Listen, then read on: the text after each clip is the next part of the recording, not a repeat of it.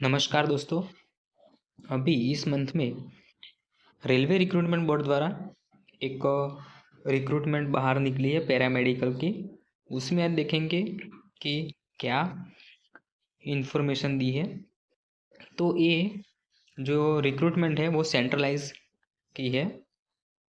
Opening date है 17/8 से आप ऑनलाइन फॉर्म फिलअप कर सकते हैं और क्लोजिंग डेट है 16/9, यानी कि अगले महीने में 16 तारीख को है।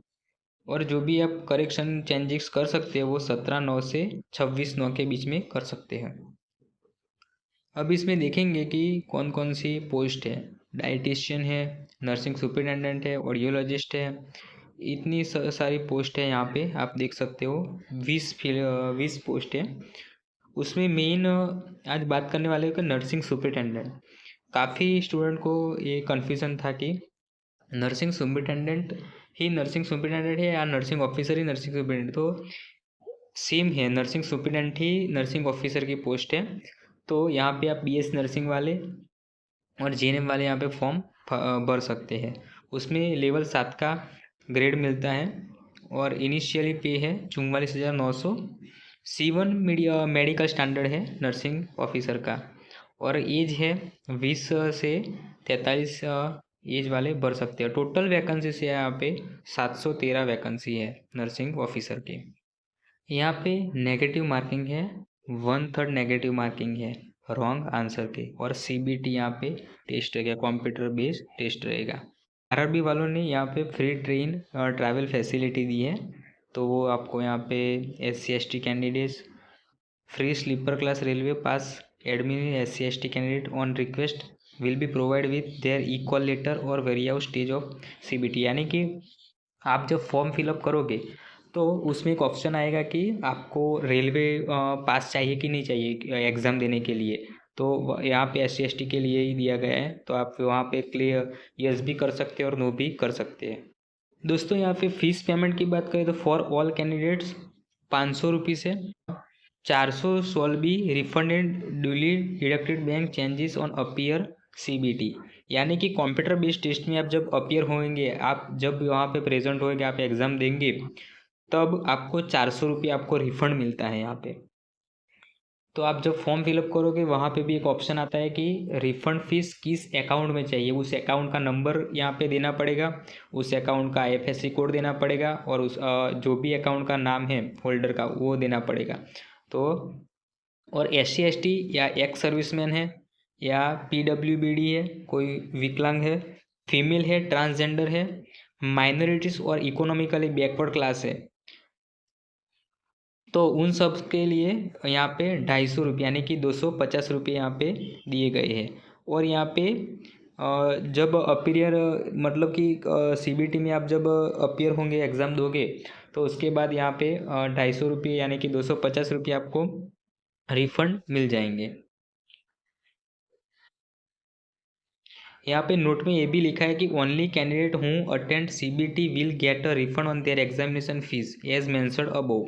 यानी कि जो एग्ज़ाम में नहीं देंगे यानी कि अपीयर नहीं होंगे उनको कोई रिफंड मिलने वाला नहीं है। यहाँ पे आप देख सकते हो। यहाँ पे मोड्स ऑफ पेमेंट में UPI से कर सकते हो, debit card, internet banking, credit card, जो भी यहाँ पे वो अवेलेबल है वो सब यहाँ पे दिया गया है RRB वालों ने। तो यहाँ पे आप आपको जैसी भी पेमेंट की अवेलेबिलिटी है वो वहाँ यहाँ पे कर सकते हैं।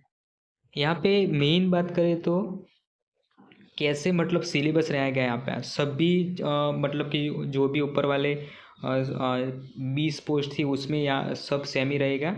यहाँ पे देख सकते प्रोफेशनल एबिलिटी की 70 क्वेश्चन रहेंगे और यहाँ पे 70 मार्क का प्रोफेशनल एबिलिटी यानी कि जो भी आपका डिग्री है उसके रिगार्डिंग यहाँ पे क्वेश्चन पूछने वाले हैं। तो प्रोफेशनल एबिलिटी यानी कि जो भी आपने डिग्री हासिल की है उसका ही पूछेंगे यहाँ पे। जनरल अवेयरनेस में क्या है 10 मार्क्स है। General arithmetic, general intelligence and reasoning, आप यहाँ पे मैथ्स देख सकते हो 10 मार्क्स का मैथ्स भी है। जनरल साइंस वो भी 10 मार्क है। यहाँ पे मतलब कि आप देख सकते हो 100 मार्क्स का यहाँ पे पेपर रहेगा और 100 क्वेश्चन रहेगा और 1/3 वो नेगेटिव मार्किंग तो है। अभी आप मिनिमम क्वालिफाइंग जो मार्क्स है यहाँ पे आप देख सकते हैं कि यूआर और ईडब्ल्यूएस अनरिजर्व और इकोनॉमिकली वीकर सेक्शन के 40% है।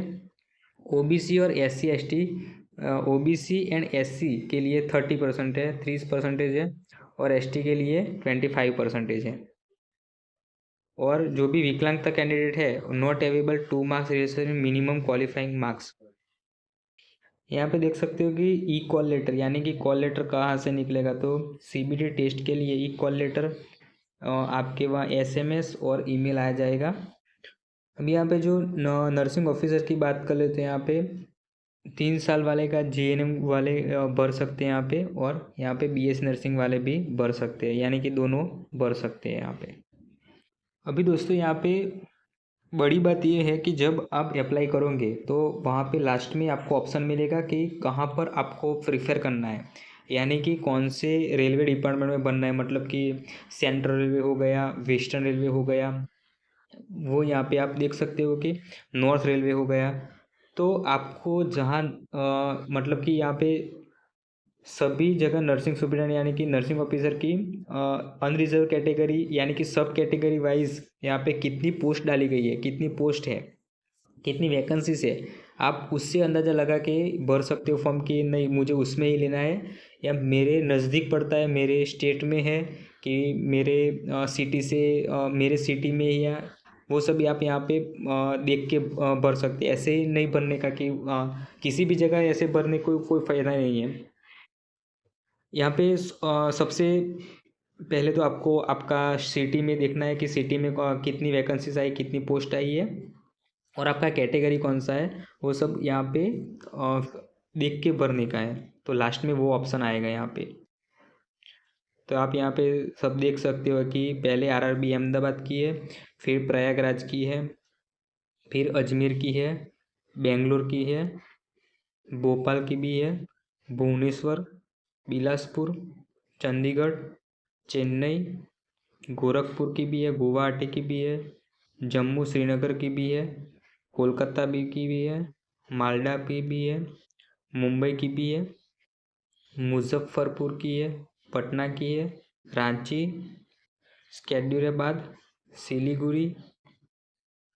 तो दोस्तों आप यहाँ पे इतनी रेलवे में वैकेंसीज है, तो आप यहाँ पे देख के पढ़ेंगे कि कहाँ मतलब कि कहाँ जाना है आपको, कौन से रेलवे सिटी में कहाँ पर जाना है, वो आप यहाँ पे देख सकते हैं। यहाँ पे नर्सिंग ऑफिसर का जो प्रोफेशनल एबिलिटी टेस्ट है, यानी कि 17 मार्क्स के उसके, तो यहाँ पे देख सकते हो कि anatomy, physiology, nutrition, biochemistry, nursing foundations, psychology, microbiology, sociology, pharmacology, pathology, genetics, medical surgical nursing, adult including geriatric one, community health nursing, child health nursing, mental health nursing, midwifery and obstetric nursing, nursing research and statistics, management of nursing service and education. यानी कि आप यहाँ पे देख सकते हो कि BS nursing वाले या जीएनएम वाले यहाँ पे पूरा सब्जेक्ट लिया गया है नर्सिंग का। तो आप यहाँ पे पूरे सब्जेक्ट की तैयारी करना, किसी एक सब्जेक्ट की नहीं तैयारी करना, यहाँ पे सभी सब्जेक्ट की तैयारी करनी ही पड़ेगी, क्योंकि यहाँ पे सभी सब्जेक्ट का सिलेबस में दिया गया है। और यहाँ पे कॉमन फॉर ऑल पोस्ट्स में जनरल एरिथमेटिक का यहाँ पे सिलेबस में ये सब दिया गया है कि यहाँ इसमें पूछेंगे। तो आप इसके ऊपर ज़्यादा मतलब थोड़ा 30-40% दे सकते हो, बाकी पूरा 80-90% आपको प्रोफेशनल एबिलिटी पे देना है, क्योंकि उसमें 70 मार्क्स का है, उसमें ही जो भी आपको लाना है उसमें ही लाना है। यहाँ पे जनरल साइंस में देख सकते हैं कि physical chemistry, physics, chemistry and life sciences यहाँ पे देख सकते हो कि up to 10th standard CBSE syllabus है यहाँ पे। और जनरल अवेयरनेस में आप देख सकते हैं नॉलेज ऑफ करंट अफेयर्स का है, इंडियन जियोग्राफी है, culture and history of India including freedom struggle, Indian polity and constitution, India economical, environmental issues concerning India and the world, sports का भी पूछेंगे, general scientific and technology developments का भी यहाँ पे पूछेंगे। मतलब कॉमन फॉर ऑल पोस्ट की जो भी 30 मार्क्स का दिया गया है लास्ट में, उसमें ये 4 टॉपिक दिया गया है। उसमें आप देख सकते हो कि सिलेबस में बहुत सारे टॉपिक है, तो आप यहाँ पे ध्यान दे सकते हो, पर ज़्यादातर उसमें ही ध्यान देना है प्रोफेशनल एबिलिटी की।